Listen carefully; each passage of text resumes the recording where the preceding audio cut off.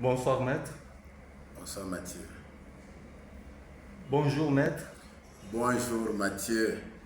Je rappelle à ceux qui ne vous connaissent pas, vous êtes porte-parole interfédéral de l'UDPS Tshisekedi. En même temps, vous êtes avocat au barreau de Kinshasa-Gombe. Vous êtes un habitué de médias. Ce soir, nous allons aborder avec vous la question d'actualité qui reste dominée par l'initiative d'un dialogue national, initiative prise par l'Église catholique au travers la SENCO, qui a entrepris des démarches pour désamorcer la crise sécuritaire qui s'est aggravée dans l'Est de la République. Vous, en tant qu'homme politique, êtes-vous pour la tenue du dialogue ou bien vous en êtes contre? Je ne peux pas être pour la tenue des dialogues. Nous sommes dans un pays qui est au début de sa démocratie, une jeune démocratie. Nous devons chercher à consolider cette démocratie plutôt que la réduire toujours à néant et retarder son élan. Nous savons tous que lorsque nous parlons de la démocratie, nous tenons au respect de certains principes, au respect des lois, au respect des actes en vigueur dans un pays. Pour ce qui nous concerne, nous avons un président que nous avons élu, qui a fait les premiers 5 ans et que nous avons réélu pour nous diriger. Il vient à peine de terminer la première année pour son deuxième mandat. Et cela en réponse au monde obligé pour accéder au pouvoir dans notre pays, qui est le mode électoral. Le président, là, il est en fonction. Il travaille. Les difficultés ne manquent nulle part. Dans tous les pays du monde entier, il y a des difficultés par-ci par-là. Mais chercher à aller au dialogue, lorsque nous savons que dans notre pays, chaque fois qu'il y a ce que nous appelons dialogue là, on finit par le partage des pouvoirs, le partage du gâteau. C'est ça que les politiciens, certains politiciens souhaitent pour se retrouver parce qu'ils n'ont pas su se retrouver durant le premier mandat ou durant le deuxième mandat qui est juste à son début. Donc, au lieu de faire évoluer la démocratie que nous avons déjà dans notre pays, nous ne devons pas la freiner. Nous devons faire en sorte que nous puissions consolider cette démocratie. Ça va être magnifique pour nous et pour les générations futures de notre pays. Moi, je n'ai pas beaucoup de commentaires, je venais de vous le dire. Le dialogue, c'est dans un seul objectif. Mais nous avons tous suivi ceux qui cherchent le dialogue par la bouche du cardinal Ambongo.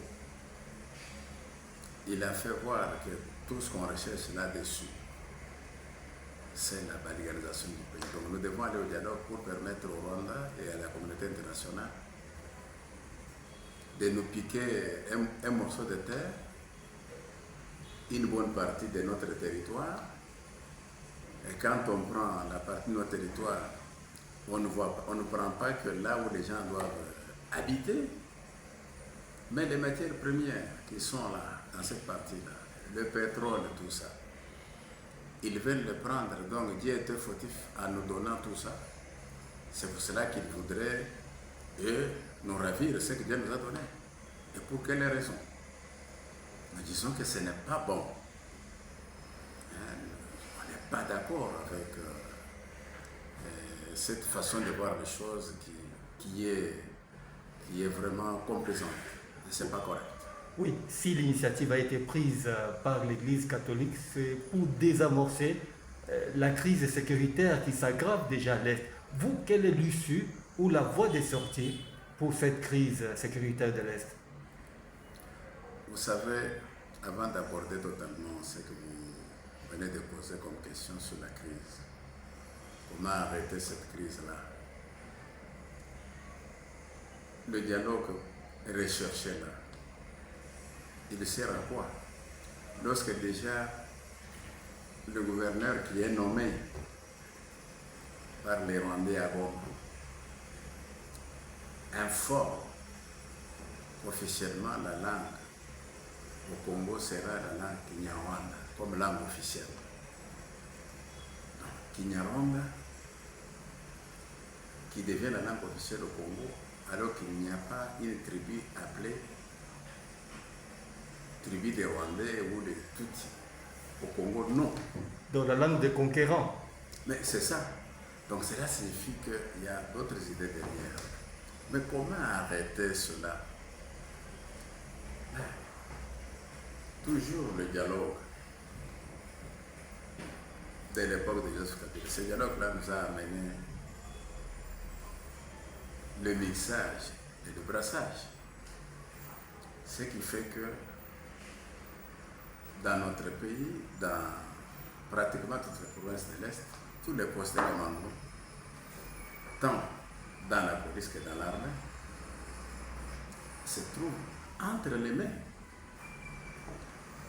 de ceux qui sont venus de mixage et dont l'origine n'est pas un secret. C'est des Rwandais venus du Rwanda.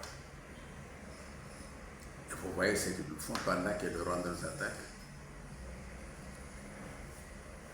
Sous prétexte que c'est le M23 qui nous attaque, alors que c'est véritablement le Rwanda et c'est confirmé par même la communauté internationale. Tout le monde le confirme. Mais les commandants que nous avons mis à la tête de notre armée dans ces provinces-là, ils font quoi? Ceux qui trahissent. S'il y a plusieurs défections de nos militaires en faveur des troupes rwandaises du M23 et ainsi de suite, c'est grâce à leurs commandants. C'est grâce à leurs commandants. Il faut changer. On devra changer la chaîne de commandement militaire. Dès que c'est changé, parce que les militaires sont efficaces. Mais comme ils n'ont pas de chefs qui veulent les amener à profiter de leur efficacité pour mettre fin à cette guerre, qu'est-ce qu'ils vont faire? Donc nous avons affaire à ce niveau-là aux troupes non commandées. Aux troupes non commandées. Donc nous devons changer la chaîne de commandement. Quand la chaîne de commandement est changée, nous verrons tous que cela va changer. Que nous serons contents, que nous serons satisfaits. Donc, aussi longtemps qu'on n'a pas changé la chaîne de commandement, c'est difficile. C'est pas très difficile. Nous demandons. Mais il y a aussi des problèmes qui se posent au niveau de la gestion sereine des fonds qui sont alloués aux troupes sur le front. Vous n'avez pas tort. En dehors du changement de la chaîne de commandement, il faut revoir aussi la gestion des fonds alloués à nos troupes armées. Vous aviez tous suivi, je crois, de la clôture de la session passée au niveau de l'Assemblée nationale. On a dénoncé que sur 34 millions alloués à nos troupes armées qui sont à l'Est, seulement 4 millions sont arrivés. Les 30 autres monétarisés au niveau de Kinshasa. Qui fait cela?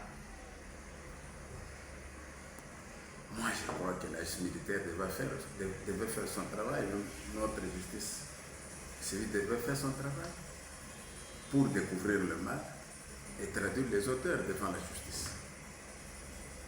Parce que cette façon de faire décourage plutôt que d'encourager.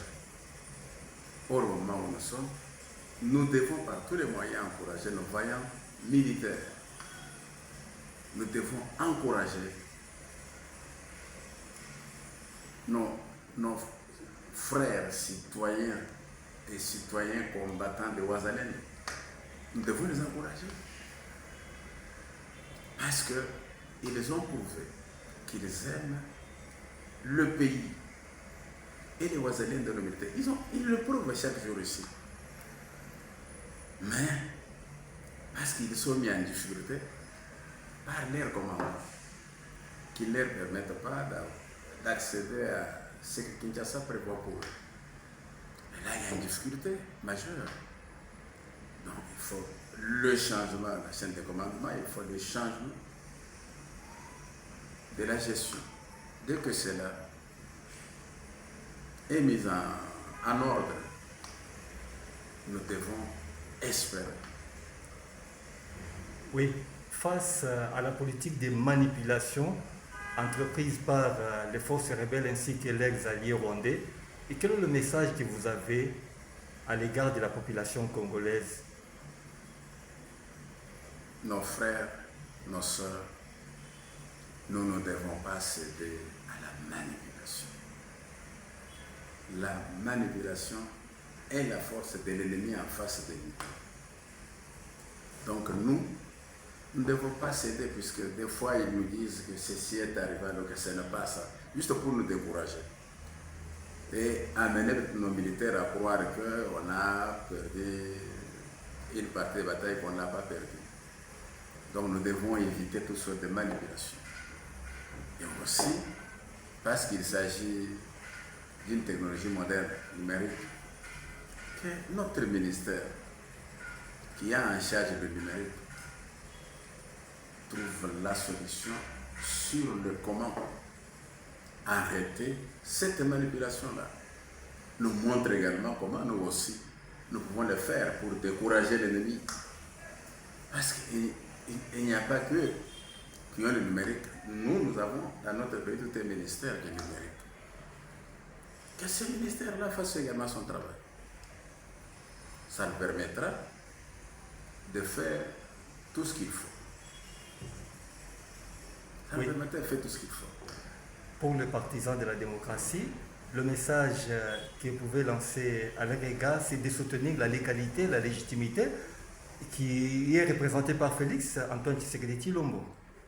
Mais c'est exact. C'est exact. Nous sommes dans un pays démocratique et la démocratie est à son début. Nous ne devons pas paralyser cette démocratie-là. Nous devons être respectueux. Y a-t-il de nos actes et de nos textes, y a-t-il eu des élections dans ce pays ou pas? Il y a eu des élections. Et celui que nous avons comme président, Excellence Félix Antoine Tshisekedi Tshilombo, nous l'avions élu à 73% des suffrages. Donc, pour tous ceux qui veulent, qui cherchent à accéder au pouvoir, ils n'ont qu'à attendre 2028 pour concourir comme lui avait aussi concouru les 2 dernières fois. S'ils sont élus, ils le seront. Mais s'ils ne sont pas élus, pourquoi chercher à arracher là où il y a un autre Congolais, de père et de mère, à travailler et à gagner haut les mains aux élections. Donc, nous ne pouvons pas nous dire des démocrates sans respecter les principes qui régissent la démocratie. Où est-ce que nous mettons les tests, où est-ce que nous mettons les actes? Nous devons les respecter jusqu'à leur aboutissement. Oui, maître, nous sommes presque arrivés à la fin de cette interview, mais s'il peut y avoir 2 mots à ajouter dans quelques secondes. Tout ce que je demande à nos frères, c'est de tenir fort, de prier beaucoup pour la République, de prier pour soutenir les FARDC et leur commandant suprême, Félix Antoine Tshisekedi Tshilombo. Prier pour soutenir les Wazalem, tous ceux qui combattent. Et nous-mêmes, nous devons, chacun doit combattre. Selon ses moyens, selon ses possibilités. Nous devons combattre dans la prière. Les coutumiers devront combattre selon leurs coutumes. Nous devons combattre dans la prière, selon les recommandations de Jésus-Christ. Nous devons savoir que ces combats, cette guerre nous est imposée parce que Dieu nous a doté notre pays de toutes les richesses du monde entier. Que le pays regorge. Voilà pourquoi le pays est attaqué, pourquoi nous sommes attaqués. Donc c'est par l'esprit de jalousie, l'esprit d'envie que nous faisons l'objet de cette guerre ici. Mais si nous tenons fort, nous demeurons dans l'unité. Nous chassons cet esprit de tribalisme qui n'existe pas, mais qui ne vient que de nos détracteurs, qui ne vient que de nos ennemis. Si nous arrivons à détruire tout ça complètement, nous allons travailler dans l'amour de Dieu, dans la volonté de Dieu. Et il va nous donner cette victoire-là, cette victoire que nous cherchons, totale. Le pays sera en paix. Donc, l'espoir fait vivre. Nous n'avons pas perdu la République. L'ennemi ne pourra pas avoir ce qu'il croit être à mesure d'avoir là, puisque Dieu qui a créé ce pays ne le permettra pas. Merci, maître. Je vous en prie.